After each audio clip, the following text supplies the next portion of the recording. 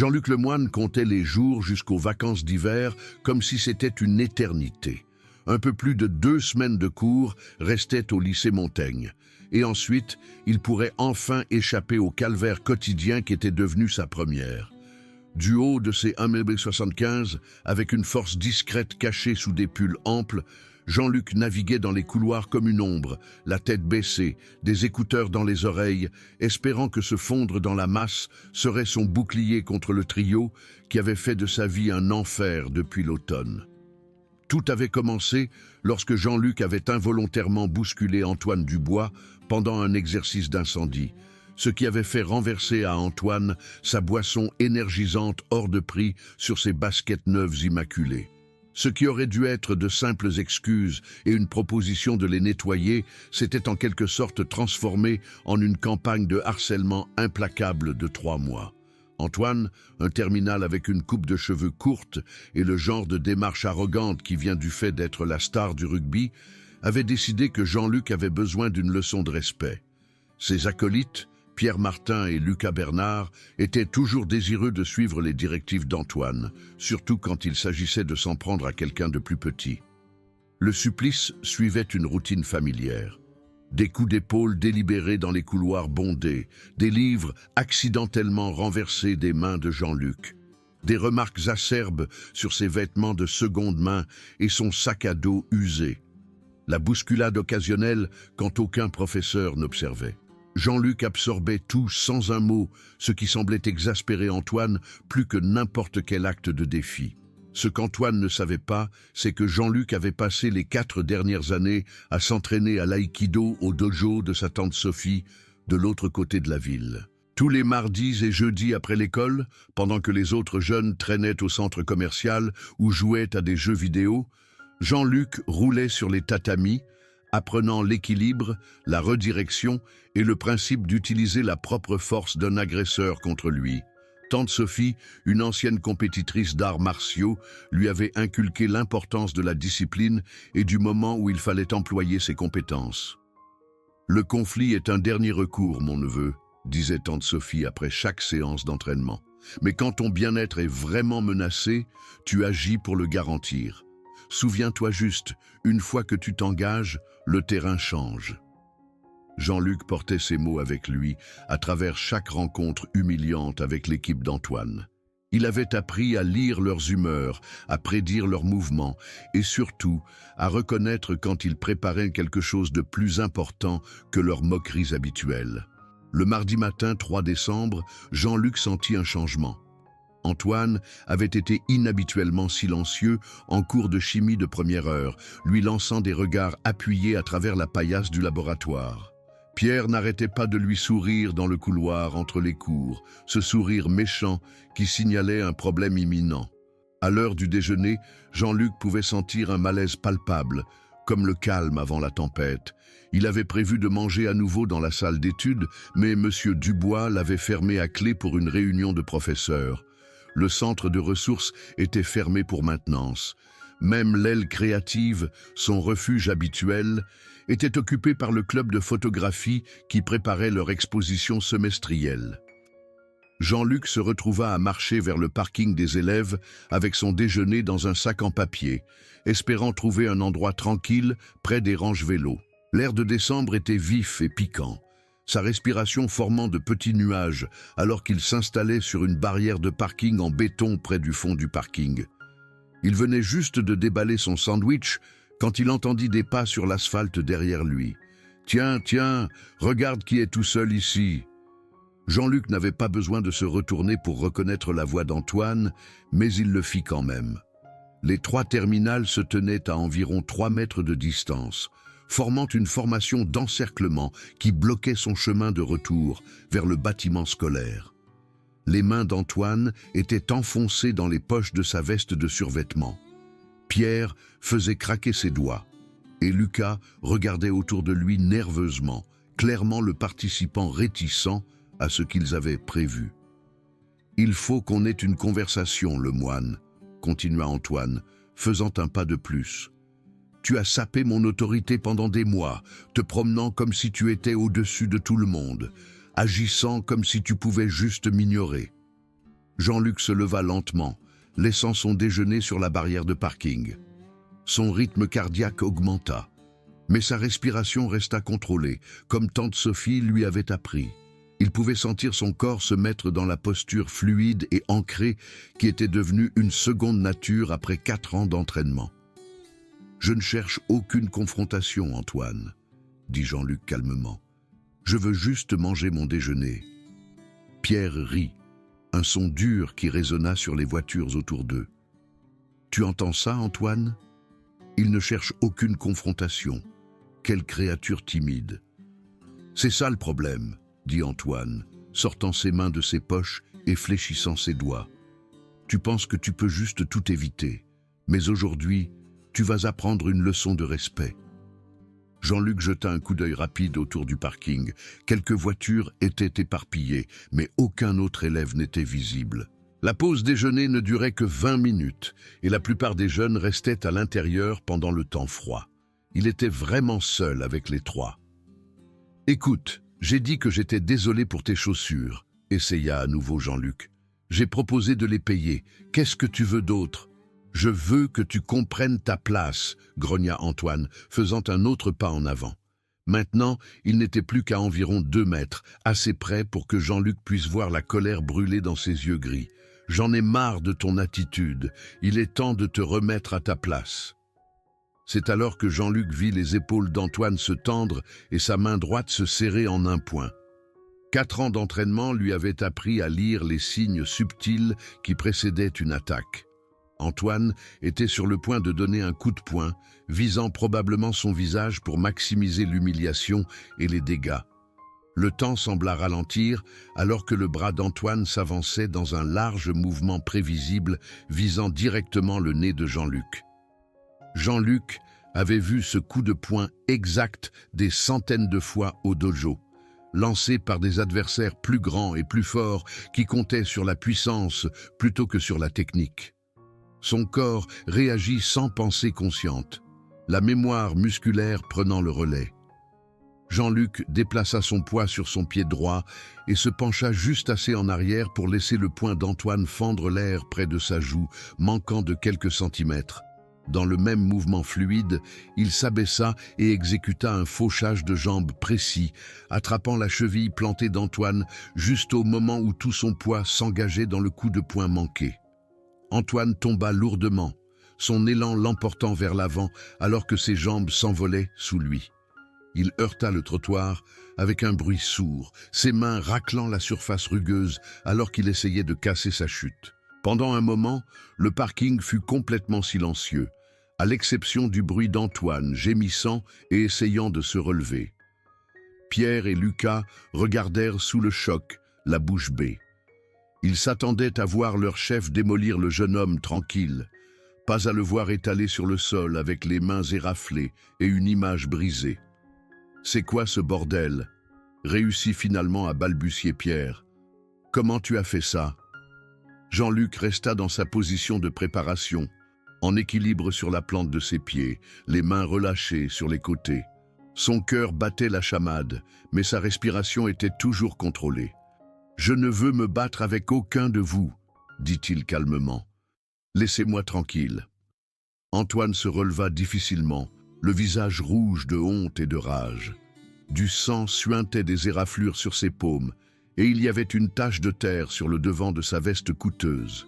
« Espèce de monstre !» cracha-t-il. « C'était juste de la chance, je n'étais pas prêt. » Mais Jean-Luc pouvait voir l'incertitude dans les yeux d'Antoine maintenant.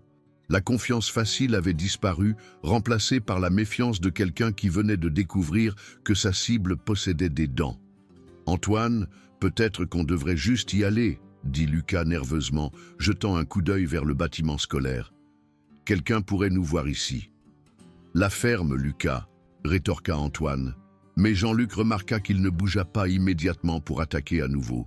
Au lieu de cela, il tourna lentement vers la gauche, faisant signe à Pierre de bouger vers la droite. Ils essayèrent de le coincer sous plusieurs angles, de le forcer à diviser son attention entre plusieurs adversaires. Jean-Luc se déplaça pour les garder tous les deux dans sa vision périphérique, son dos faisant maintenant face au bâtiment scolaire. C'était exactement le genre de situation dont tante Sophie l'avait averti. Plusieurs attaquants signifiaient que la dynamique changeait complètement. Même avec son entraînement, se battre contre 3 personnes à la fois serait presque impossible. « Vous vous engagez sur une voie dangereuse », dit Jean-Luc, espérant que sa voix portait plus de confiance qu'il n'en ressentait. « Ça ne doit pas empirer. »« Oh, ça va devenir beaucoup plus désagréable », promit Antoine, essuyant le sang de sa paume éraflée sur son jean. « Pierre, quand je donnerai le signal, on se précipite tous les deux sur lui. Il ne peut pas nous esquiver tous les deux ?» Pierre acquiesça avec empressement, clairement prêt à se racheter après avoir vu son chef se faire abattre par le jeune homme qu'il tourmentait depuis des mois. Lucas resta où il était, se déplaçant nerveusement d'un pied à l'autre, clairement mal à l'aise avec la façon dont la situation dégénérait. L'esprit de Jean-Luc parcourut rapidement ses options. Il pouvait essayer de courir, mais Pierre était dans l'équipe d'athlétisme et Antoine jouait au rugby. Il l'attraperait avant qu'il n'atteigne le bâtiment. Il pouvait crier à l'aide, mais le parking était isolé et personne à l'intérieur ne l'entendrait à cause du bruit de la pause déjeuner. Se battre ressemblait de plus en plus à son seul choix. C'est alors qu'Antoine fit son mouvement. « Maintenant !» cria-t-il, se jetant en avant tandis que Pierre chargeait du côté droit. Cette fois, Jean-Luc n'avait pas le luxe d'esquiver et de faire trébucher un seul adversaire. Avec 2 attaquants venant de différents angles, il devait penser comme sa tante lui avait appris. Utiliser leur élan contre eux, les faire se battre entre eux, pas seulement lui.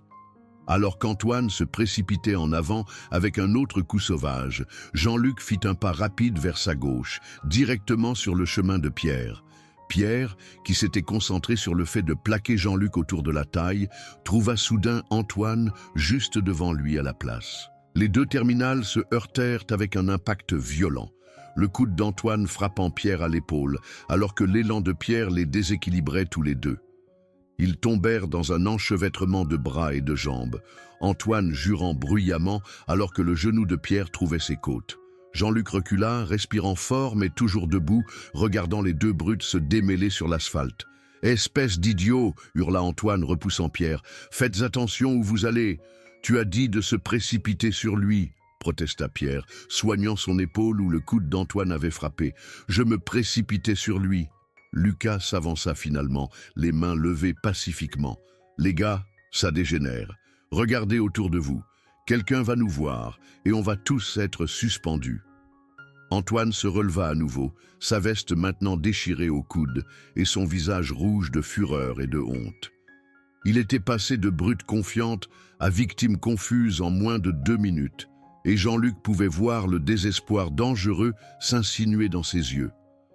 « Ce n'est pas la fin, le moine, » dit Antoine, pointant un doigt éraflé vers Jean-Luc. « Tu as eu de la chance aujourd'hui, mais je sais où te trouver, tous les jours, tous les cours, tous les couloirs.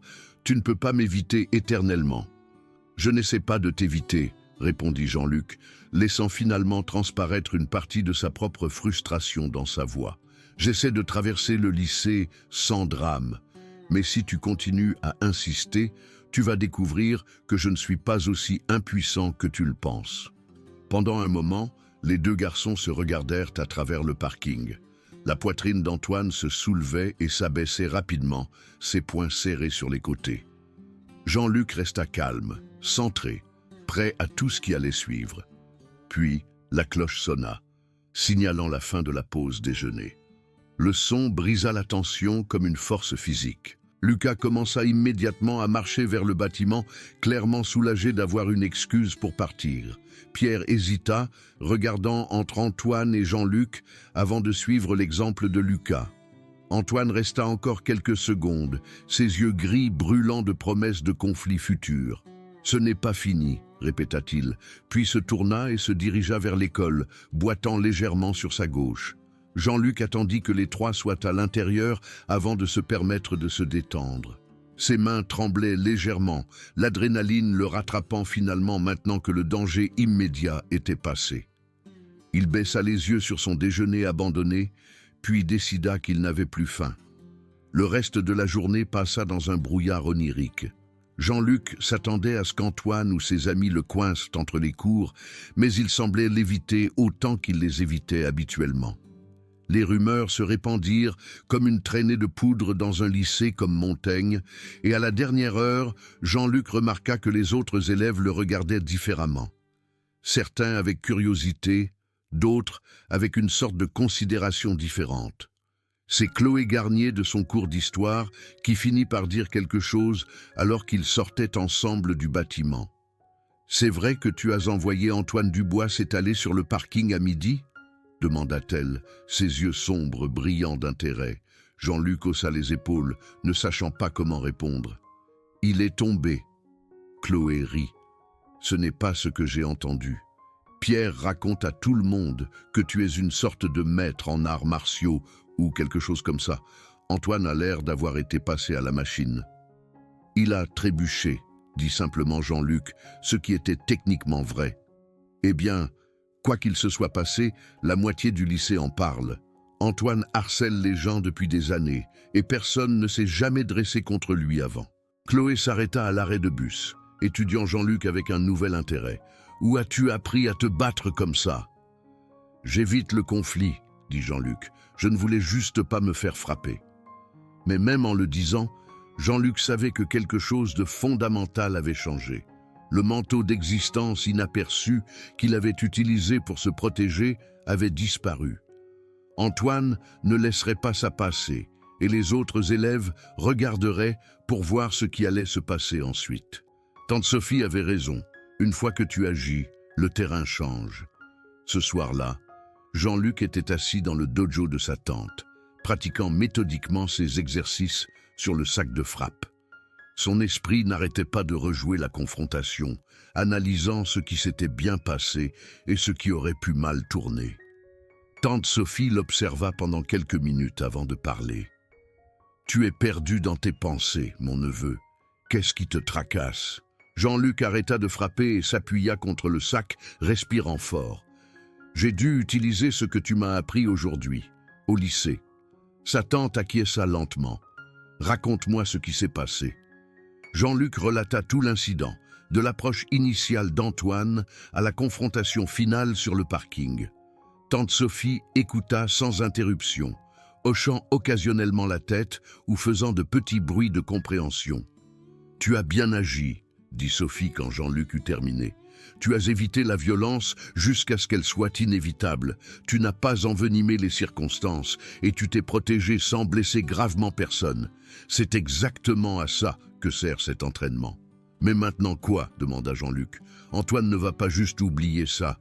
Il va être encore plus en colère et il va probablement amener plus d'amis la prochaine fois. » Tante Sophie resta silencieuse pendant un long moment, étudiant le visage de son neveu. Parfois, se dresser contre une brute résout le problème immédiatement. Ils réalisent que leur cible n'est pas impuissante et ils passent à des proies plus faciles. Mais parfois, ça les rend juste encore plus déterminés à réaffirmer leur domination. De quel genre est Antoine? D'après ce que tu m'as dit, probablement le deuxième genre.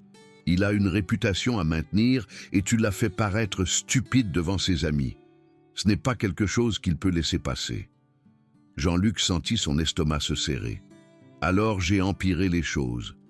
Non, mon neveu, tu t'es défendu quand tu as dû le faire. Ce n'est jamais mal, mais maintenant, tu dois être intelligent quant à ce qui va suivre.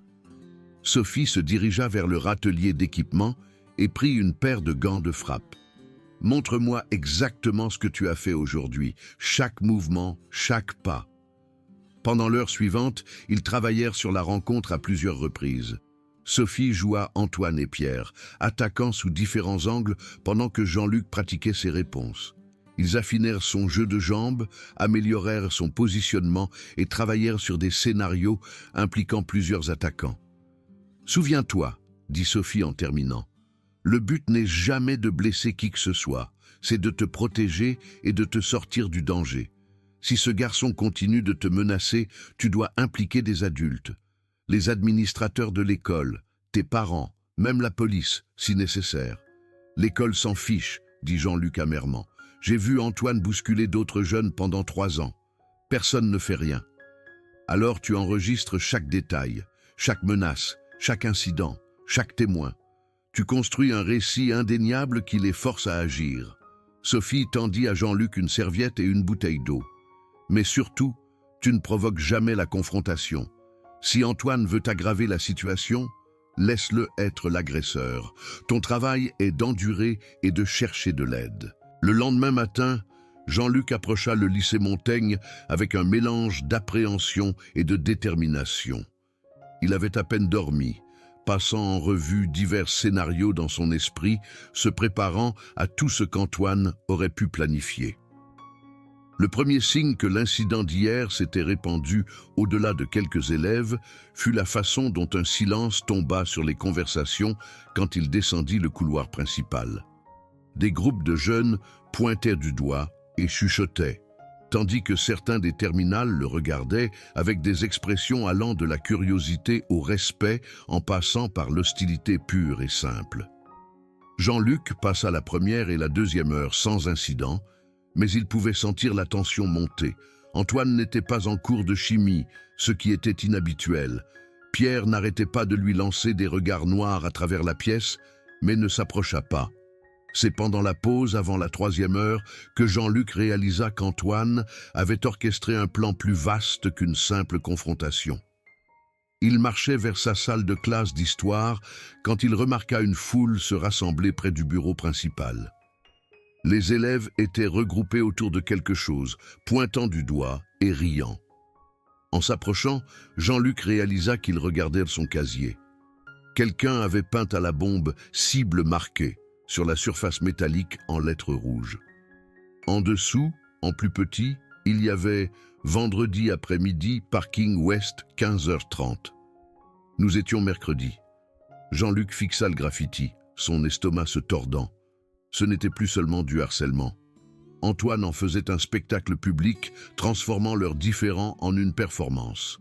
En annonçant l'heure et le lieu, il s'assurait que la moitié du lycée se présenterait pour regarder Jean-Luc se faire battre. « On dirait que tu as un rendez-vous », dit une voix derrière lui. Jean-Luc se tourna pour trouver Maya Singh, une terminale qu'il connaissait à peine, regardant son casier avec une expression difficile à lire. « On dirait bien », répondit Jean-Luc calmement. « Antoine raconte à tout le monde qu'il va te donner une leçon de respect, » continua Maya. « Il dit que tu l'as attaqué par surprise hier et que tu as fui les lieux. » Jean-Luc faillit rire de ce récit déformé, mais rien dans cette situation n'était drôle. Ce n'est pas ce qui s'est passé. « Je sais, » dit Maya. « Mon petit frère regardait depuis la fenêtre de la cantine.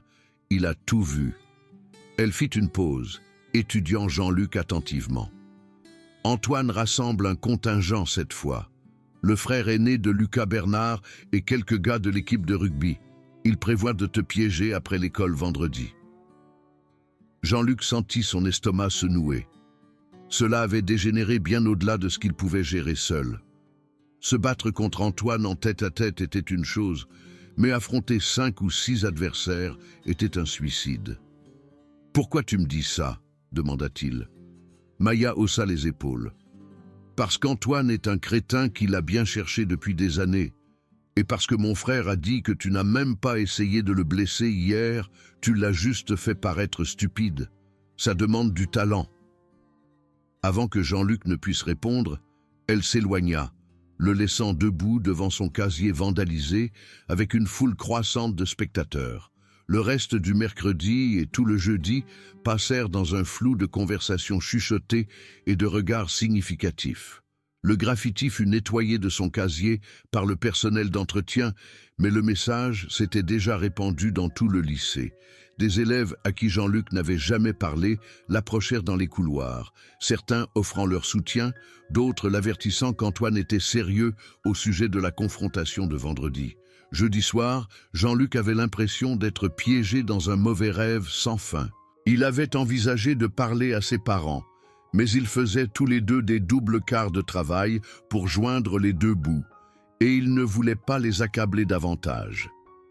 Il pensa à aller voir l'administration de l'école, mais des années à les voir ignorer les incidents d'intimidation l'avaient convaincu qu'il ne ferait qu'aggraver la situation.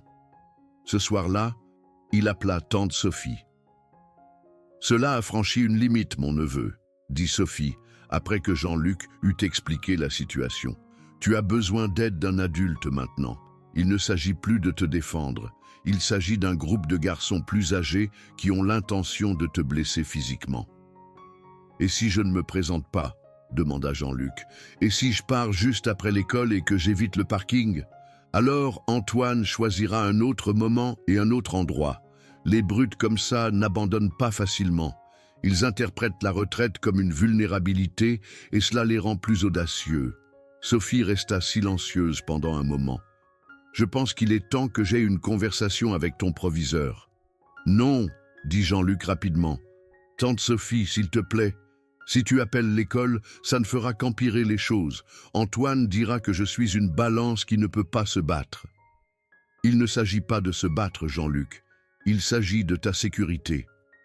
Mais Jean-Luc pouvait entendre l'incertitude dans la voix de sa tante. Sophie avait elle aussi fréquenté le système scolaire public. Elle savait comment ces choses fonctionnaient, comment l'intervention d'un adulte rendait parfois la vie d'une cible encore plus misérable. « Donne-moi jusqu'à vendredi, » dit Jean-Luc. « Laisse-moi essayer de gérer ça une fois de plus. Si ça tourne mal, alors on appelle tout le monde. La police, l'école, les parents, tout le monde. » Sophie resta silencieuse pendant un long moment. « Si tu vas faire ça, tu dois être intelligent. Assure-toi de ne pas être isolé. Et des observateurs. Reste dans des endroits visibles où les adultes peuvent voir ce qui se passe. Et souviens-toi, ton objectif est l'autopréservation et l'obtention d'aide, pas la victoire dans une bagarre. » Vendredi arriva gris et froid, avec un vent glacial qui transperça la veste de Jean-Luc alors qu'il traversait le parking des élèves. Il était 15h35, 5 minutes après la confrontation qu'Antoine avait annoncée, et Jean-Luc était intentionnellement en retard. Il avait passé la dernière heure dans la salle d'études à faire ses devoirs et à espérer qu'Antoine s'ennuierait et partirait. Mais en approchant de l'endroit où il avait déjeuné 3 jours plus tôt, il put voir un rassemblement d'une vingtaine de spectateurs formés en un cercle lâche. Au centre se tenait Antoine, accompagné de 4 figures imposantes que Jean-Luc reconnut de l'équipe de rugby. Antoine avait rempli sa promesse d'amener des renforts. La foule s'écarta à l'approche de Jean-Luc et il put sentir une multitude de regards fixés sur chacun de ses pas. Certains élèves avaient leurs appareils pointés, prêts à capturer ce qui allait se passer ensuite. Jean-Luc réalisa que c'était exactement ce qu'Antoine voulait, une honte publique qui serait partagée sur les médias sociaux en quelques heures. « Tiens, tiens !» lança Antoine alors que Jean-Luc atteignait le bord du cercle. « Regarde qui a finalement décidé de se montrer. Je commençais à penser que tu avais eu peur. » Jean-Luc regarda autour de lui, la foule rassemblée, reconnaissant des visages de ses cours, de la cantine, des couloirs. Ce n'étaient pas les amis d'Antoine. C'étaient juste des élèves qui avaient entendu parler de la confrontation et étaient venus regarder, de la même manière que les gens ralentissaient pour regarder les accidents de voiture. « Je suis là, » dit simplement Jean-Luc. « Qu'est-ce que tu veux ?» Antoine sourit, appréciant clairement le public. « Je veux que tu fasses une rétractation publique devant cette assemblée. Pour m'avoir manqué de respect, pour m'avoir attaqué par surprise, pour avoir pensé que tu étais quelqu'un de spécial. » L'un des rugbymen, un terminal au cou épais que Jean-Luc ne reconnut pas, fit craquer ses doigts bruyamment. « Et ensuite, nous allons donner une dure leçon à ceux qui oublient leur place. » Jean-Luc sentit la tranquillité familière descendre sur lui, la même conscience accrue qu'il ressentait pendant les séances d'entraînement avec tante Sophie. Sa respiration se stabilisa, sa perception s'aiguisa et les sons ambiants se retirèrent en un bourdonnement sourd. « Je ne m'excuserai pas de m'être protégé, » dit clairement Jean-Luc, sa voix portant à travers le parking, « et je ne céderai plus à ta coercition. » Le sourire d'Antoine vacilla légèrement. Il avait anticipé la peur, peut-être des supplications ou une tentative de fuite. Le calme imperturbable dans la voix du plus petit garçon n'était clairement pas ce qu'il avait prévu. « Des mots courageux de la part d'un petit individu, » dit Antoine, mais Jean-Luc pouvait entendre un soupçon d'appréhension s'insinuer. « Voyons si tu peux les étayer. » C'est alors que Jean-Luc remarqua quelque chose qui changea tout. Monsieur Dubois, le surveillant de la salle d'études, se tenait près de l'entrée principale à environ 50 mètres de là, observant clairement la confrontation. Il tenait son appareil et Jean-Luc était certain qu'il documentait la scène. Plus important encore, Antoine restait inconscient. « Es-tu sûr de vouloir faire ça ici ?» demanda Jean-Luc, hochant légèrement la tête vers l'école. Devant tous ces observateurs, avec chaque objectif qui capture, plusieurs élèves dans la foule baissèrent immédiatement les yeux sur leur téléphone, soudain conscients que tout ce qui allait se passer ensuite serait documenté. Antoine suivit le regard de Jean-Luc et aperçut M. Dubois pour la première fois. Pendant un moment, l'hésitation traversa brièvement le visage d'Antoine. Mais ensuite, le rugbyman à côté de lui prit la parole. Qu'importe si les professeurs regardent, un petit prix à payer pour humilier ce parvenu. L'arrogance d'Antoine refit surface. C'est vrai, parfois il faut faire passer un message, quelles que soient les répercussions. Il fit un pas en avant et Jean-Luc put voir les mêmes signes révélateurs qu'avant. Les épaules se tendant, les mains se serrant, le poids se déplaçant sur son pied droit. Mais cette fois, Antoine n'était pas seul. « Tous ensemble », dit Antoine à ses renforts, « foncez sur lui de tous les côtés. Il ne peut pas tous les esquiver. » Jean-Luc eut une fraction de seconde pour prendre une décision. Il pouvait essayer de combattre 5 adversaires et presque certainement perdre, se blessant probablement gravement au passage. Il pouvait courir, mais il l'attraperait avant qu'il n'atteigne la sécurité. Ou il pouvait faire confiance à tante Sophie qui avait raison de dire qu'il fallait parfois demander l'aide d'un adulte. « Monsieur Dubois !» cria Jean-Luc à plein poumon, sa voix résonnant à travers le parking. « Appelez la sécurité, appelez la police !» Le surveillant leva immédiatement son téléphone et commença à composer un numéro, se dirigeant rapidement vers le bâtiment principal. Antoine jura et se jeta en avant, réalisant que sa fenêtre se fermait rapidement. Mais le désespoir le rendit négligent, et son coup de poing fut encore plus incontrôlé que celui qu'il avait donné mardi. Jean-Luc esquiva facilement et étendit son pied, en voyant Antoine s'étaler sur l'asphalte pour la 2e fois en 3 jours. Mais cette fois, les 4 autres attaquants étaient juste derrière lui. Le rugbyman au cou épais atteignit Jean-Luc en premier, lançant un coup de poing qui lui aurait arraché la tête s'il avait touché. Jean-Luc se baissa sous le coup de poing et exécuta un fauchage de jambes, utilisant la même technique qui avait fonctionné sur Antoine. Mais pendant qu'il s'occupait du rugbyman numéro 1, le rugbyman numéro 2 le saisit par derrière, l'enveloppant dans une étreinte d'ours puissante et le soulevant du sol. « Tenez-le tranquille !» hurla Antoine, se relevant avec du sang coulant d'un nez éraflé. Jean-Luc sentit un frisson de peur commencer à faire surface alors que la prise du rugbyman se resserrait autour de ses côtes. C'était le pire scénario dont tante Sophie l'avait averti. Être maintenu pendant que plusieurs adversaires se relayaient pour le frapper. Mais 4 ans d'entraînement de grappling avaient appris à Jean-Luc comment gérer le fait d'être saisi par derrière. Il rentra son menton, assura les poignets du rugbyman et laissa tomber tout son poids tout en se tordant brusquement vers sa droite. Le changement brusque d'équilibre brisa la prise et envoya les 2 garçons rouler au sol. Jean-Luc s'éloigna et reprit rapidement pied. Mais maintenant, les 5 assaillants convergeaient vers lui. La foule avait reculé, leur donnant plus d'espace, mais annulant également toute voie de retraite. C'est alors que le hurlement des sirènes perça l'air. Monsieur Dubois avait apparemment appelé le 17 au lieu de se contenter d'appeler la sécurité de l'école, car la première voiture de police arriva en trombe sur le parking avec les gyros.